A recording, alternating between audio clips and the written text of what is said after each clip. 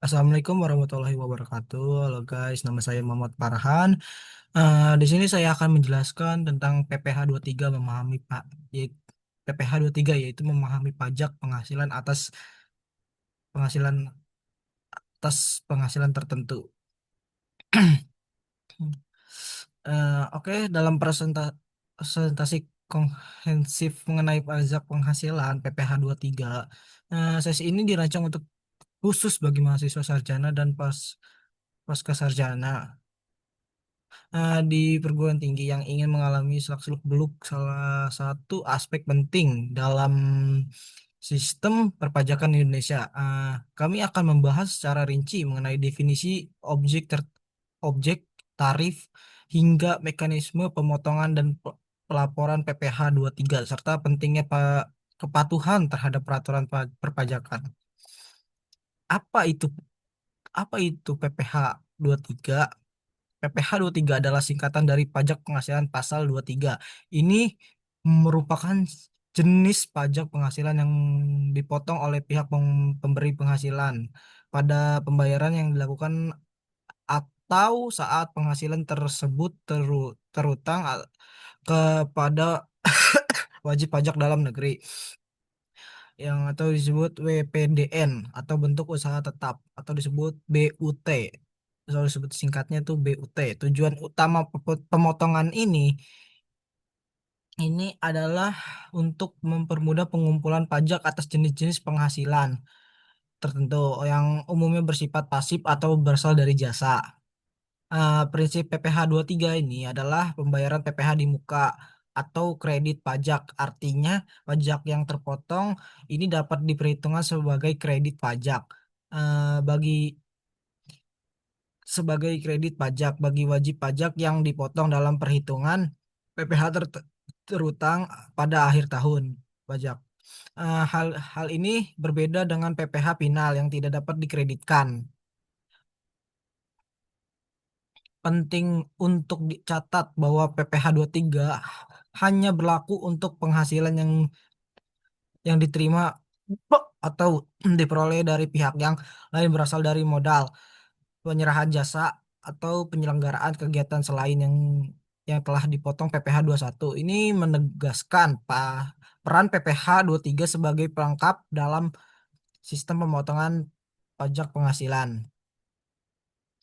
Siapa yang memotong dan dipotong PPh tiga? Memahami subjek memotong dan yang dipotong dalam PPh tiga adalah fundamental untuk mengaplikasikan ke ketentuan pajak dengan benar. Peran masing-masing pihak sangat jelas dan kerangka peraturan perpajakan Indonesia. Pemotong PPh pasal 23. Pihak yang ditunjuk untuk melakukan pemotongan, penyetoran atau pelaporan PPh tiga adalah badan pemerintah, subjek pajak badan negeri, penyelenggaraan kegiatan, bentuk usaha tetap, perwakilan perusahaan luar negeri lainnya, orang pribadi sebagai wajib pajak dalam negeri tertentu yang ditunjuk oleh Direktur Jenderal Pajak. Terus pihak yang dipotong dari PPh tiga, pihak yang penghasilan dipotong PPh tiga adalah wajib pajak dalam negeri, bentuk usaha tetap.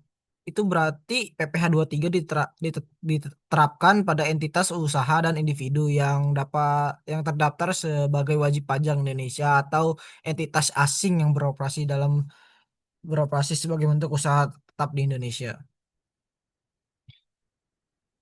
Syarat utama agar pemotongan PPh tiga dapat dilakukan pihak yang dipotong eh, WPDN atau BUPT harus memiliki nomor pokok wajib pajak NPWP, yaitu NPWP adalah identifikasi wajib bagi setiap wajib pajak Indonesia yang ke- ketiadaan NPWP dapat berakibat pada tarif pemotongan yang lebih tinggi. Oke. Selanjutnya ada objek pajak PPh tiga. PPh tiga dikenakan pada berbagai jenis penghasilan yang diterima oleh pajak dalam negeri atau bentuk usaha tetap. Pemahaman mengenai objek pajak ini sangat krusial agar tidak terjadi kesalahan dalam pemotongan maupun perhitungan pajak. Berikut adalah objek-objek yang dikenakan PPh tiga. Dividen. Pertama, dividen. Penghasilan berupa bagian laba yang diterima oleh pemegang saham dan pe- perseorangan perseorangan terbatas bersekutu one commander atau badan usaha sejenis lainnya. Namun perlu diperhatikan bahwa dividen yang diterima oleh orang pribadi bisa dikenakan PPh final bukan PPh tiga. Selanjutnya ada bunga. Bunga penghasilan dari penggunaan modal seperti bunga pinjaman, bunga obligasi, diskon premi atau imbalan karena jaminan atau pengembalian utang. Nah, selanjutnya ada royalti, imbalan yang diterima karena penggunaan hak atau properti intelektual seperti hak cipta, paten, merek dagang, desain atau formula rahasia serta penggunaan informasi yang bersifat rahasia. Selanjutnya sewa dan penghasilan lainnya. Sehubung dengan penggunaan harta, penghasilan berupa sewa atau penggunaan harta, kecuali sewa tanah dan atau bangunan yang telah dikenakan PPh Pinal pasal 4 ayat 2. Contohnya sewa kendaraan, sewa peralatan kantor, sewa mesin, dan sewa alat berat. Oke, selanjutnya adalah imbalan jasa. Penghasilan yang berupa imbalan sehubung dengan jasa-jasa tertentu yang disebut dalam Peraturan Menteri Keuangan PMK. Berapa contoh jasa yang dikenakan PPh tiga antara lain itu jasa konsultan, jasa akuntansi dan pembukuan, dan jasa penilaian, jasa aktuaris, jasa penunjang di bidang tambangan dan migas, dan jasa pengeboran, dan jasa penunjangan di bidang penerbangan dan badan udara, dan jasa catering dan selanjutnya. Dalam data jasa ini dari sangat luas, sering diperbarui sehingga penting untuk selalu menunjuk pada peraturan terbaru dengan Kementerian Keuangan. Tarif PPh tiga. Tarif PPh tiga bervariasi tergantung pada objek penghasilannya. Peraturan perpajakan telah menetapkan tarif seperti untuk setiap kategori yang penting untuk diketahui untuk pemotongan maupun dipotong. 15% dari jumlah bruto. Dividennya berlaku untuk dividen yang diterima oleh wajib pajak, badan, dan BUT. Perlu diingat, dividen untuk orang pribadi dikenakan PPh pasal 4 ayat 2. Untuk bunganya termasuk diskonto dan premi dan imbalan sehubung dengan jaminan pengembalian utang. Untuk royaltinya itu atas penggunaan hak kekayaan intelektual dan informasi rahasia. Jadi 2% dari jumlah bruto sewa penghasilan lainnya sehubung dengan penggunaan harta kecuali sewa tanah atau bangunan. eh, karena dikenakan PPh Pinal pasal 4 ayat 2. Contoh sewa kendaraan, mesin rotor, dan imbalan jasa atas jasa-jasa teknik dan jasa manajemen konstruksi, jasa konsultan, dan jasa lainnya disebut dalam Peraturan Menteri Keuangan. Pengecualian dan tidak kena PPh tiga. Meskipun cangkupan PPh tiga itu cukup luas, terdapat beberapa kondisi atau jenis penghasilan yang dikecualikan dalam pemotongan pasal 23 tidak masuk dalam objek pajak. Pasal 23 memahami mengenai pengecualian. Ini penting nih untuk menghindari kesalahan pemotongan yang tidak semestinya. Wajib pajak dengan surat keterangan bebas atau yang disebut SKB. Wajib pajak yang dapat menunjukkan surat keterangan bebas PPh tiga Direktur Jenderal Pajak yang tidak akan dipotong PPh tiga SKB ini diberikan kepada wajib pajak yang memenuhi kriteria tertentu. Misalnya wajib pajak sedang dalam proses restrukturisasi utang atau wajib pajak yang berdasarkan perhitungan diperkirakan akan rugi atau pajaknya nihil. Untuk penghasilan yang sudah dikenakan PPh final, itu beberapa jenis penghasilan yang sudah dikenakan PPh final berdasarkan ketentuan terdiri sehingga tidak lagi dikenakan PPh pasal 23. Contoh yang paling umum adalah sewa tanah dan atau bangunan yang dikenakan PPh final berdasarkan pasal 4 ayat 2 Undang-Undang PPh. Penghasilan dari usaha usaha mikro kecil dan menengah yang memiliki yang memilih untuk dikenakan PPh final sesuai PP nomor 23 tahun 2018 sekitar sekarang PP nomor 55 tahun 22. Dividen untuk orang pribadi yang diterima oleh wajib pajak orang pribadi dalam negeri sepanjang dividen tersebut diinvestasikan di wilayah NKRI. Jika penghasilan bersifat final, maka kewajiban perpajakan sudah selesai pada saat pemotongan dan pembayaran tersebut. Penghasilan di bawah penghasilan yang penghasilan di bawah penghasilan tidak kena pajak jika individu. Meskipun PPh tiga umumnya dikenakan pada penghasilan yang diterima oleh badan atau BUT, ada beberapa kasus di mana penghasilan tertentu dari individu juga bisa menjadi objek PPh pasal 23, misalnya jadi profesional.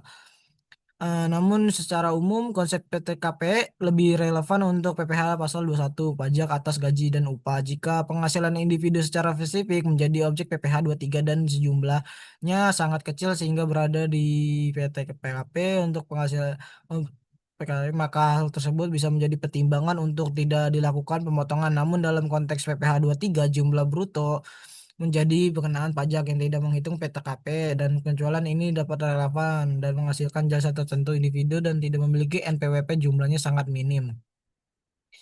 Kapan PPh selanjutnya, kapan PPh tiga dipotong dan disetor? Aspek aspek waktu dan pemotongan penyetoran dan pelaporan PPh tiga adalah krusial untuk memastikan kepatuhan pajak. Keterlambatan dapat mengakibatkan sanksi. Waktu pemotongan dan PPh tiga, pemotongan PPh tiga itu dilakukan pada saat pembayaran ketika penghasilan dibayarkan secara tunai atau melakukan transfer bank kepada penerima penghasilan, atau dari terutang. Saat penghasilan tersebut menjadi hak menerima, menjadi kewajiban bagi pemotong untuk membayar meskipun pembayaran belum dilakukan secara fisik. Contohnya faktur terbitkan atau jatuh tempo pembayaran sesuai perjanjian. Tanggal mana yang lebih dahulu terjadi akan di antara pembayaran terutang akan menjadi dasar penentuan waktu pemotongan. Nah, nomor dua itu ada batas waktu penyetoran PPh tiga. Pajak yang telah dipotong wajib disetorkan oleh pemotong ke kas negara atau melalui bank persepsi atau kantor pos. Batas waktu penyetoran adalah paling lambat tanggal 10 berikutnya setelah masa pajak berakhir. Contoh PPh tiga dipotong dalam bulan Januari, wajib disetor paling lambat tanggal 10 Februari. Penyetoran ini dilakukan menggunakan surat setor pajak atau kode billing yang dilakukan sistem DJP online. Lanjutnya nomor tiga itu batas waktu pelaporan PPh tiga. Selain menyetor, memotong juga wajib melaporkan PPh tiga telah dipotong disetor. Pelaporan dilakukan melalui surat pemberitahuan. Masa PPh pasal 23 batas waktu pelaporan adalah paling lambat tanggal 20 eh paling lambat tanggal 20 bulan berikutnya setelah masa pajak berakhir. Contoh PPh tiga dipotong disetor pada Januari, wajib dilaporkan paling lambat tanggal 20 Februari. Pelaporan kini lebih mudah dilakukan secara elektronik, melakukan e-Bipot PPh pasal 23 atau 26 disediakan oleh Direktur Dirjen Pajak.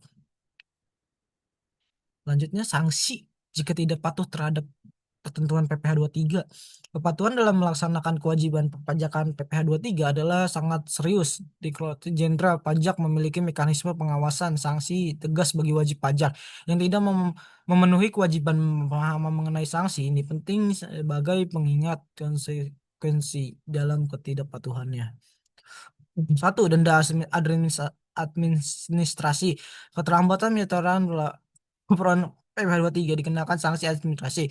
Keterlambatan penyetoran bunga 2% bulan dari jumlah pajak yang dikurang dibayar dihitung sejak jatuh tempo pembayaran sampai eh dengan tanggal pembayaran dan bagian yang di bulan dihitung bulan satu bulan. Keterlambatan pelaporan PSP masa denda sebesar 100.000 untuk setiap SP masa. Sanksi yang berlaku otomatis tanpa pemberitahuan khusus otoritas pajak. Pemeriksaan pajak ketidakpatuhan seperti tidak menyetor atau melakukan PPh pasal 23 dan memicu dilakukannya pemeriksaan pajak oleh DPJ. Untuk pemeriksaan ini bertujuan untuk menguji kepatuhan memenuhi kewajiban pajak. Jika dalam pemeriksaan ditemukan ketidaksesuaian atau kurang bayar atau diterbitkan surat ketetapan pajak kurang bayar beserta sanksi dan administrasi lebih besar. Bunga keterlambatan kenaikan pajak apabila hasil pemeriksaan menunjukkan adanya pajak yang kurang bayar, wajib wajib pajak akan dikenakan sanksi berupa bunga sebesar tarif bunga acuan tambah 5% dibagi 11-12 bulan per bulan, dan pajak yang dikurangi dihitung sejak saat terutang atau berakhirnya pajak sehingga diterbitkan SKPP. Dan kenaikan dalam kasus tertentu bisa dikenakan sanksi kenaikan 5% hingga 100% pajak yang kurang dibayar jika terdapat indikasi ketidakbenaran pengisian SPT dan mengakibatkan kerugian negara. Sanksi pidana jika ada unsur kesengajaannya. Dalam kasus yang lebih serius, jika ditemukan adanya unsur kesengajaan untuk tidak melaksanakan kewajiban pajak atau melakukan tindak pidana dan bidang perpajakan, misalnya memasukkan bukti potong, menyembunyikan data, wajib pajak dapat dikenakan sanksi pidana sesuai dengan undang-undang ketentuan umumnya dan tata perpajakan.